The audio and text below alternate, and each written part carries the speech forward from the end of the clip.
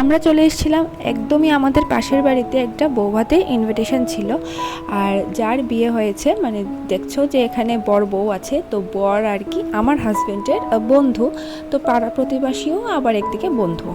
যাই হোক, আমরা সন্ধ্যাবেলায় চলে এসেছিলাম। আর আমার বরের আর কি বিয়েতেও নিমন্ত্রণ ছিল, কিন্তু বর আসতে পারিনি, কাজে চলে গেছিলো, যার কারণে আসতে একটু দেরি হয়ে গেছিলো। যাই হোক, তো আমরা এখানে খেতে চলে এসেছি। আর এখানে দেখো মেনুটা তোমাদের সাথে দেখিয়ে দিলাম। তো প্রথম চলে এসেছিলো সাদা ভাত, তারপর ঝুরি আলু ভাজা আর বেগুন। তো এটা বেগুনি আর কি, তো এটা দিয়ে আর কি ভালো করে খেয়ে নিলাম। আর আমি এসছি, আমার বর এসছে, আমার বড় ছেলে এসছে। আর সোনা বাবাকে রেখে এসেছিলাম ওর ঠাম্মার কাছে, উনি পরে আসবেন। তারপর চলে এসেছিলো মিক্স ভেজটাও খুবই ভালো হয়েছিল। তারপর এসেছিলো কাতলা মাছ আর পাঁপড়। তারপর ছিল যথারীতি পাবদা মাছ। তারপর ছিল চিকেনটাও খুবই ভালো হয়েছিল, তো চিকেন। তারপর চলে এসেছিলো চাটনি, তারপর পায়েস, শেষে এতটুকুই। তো চলো।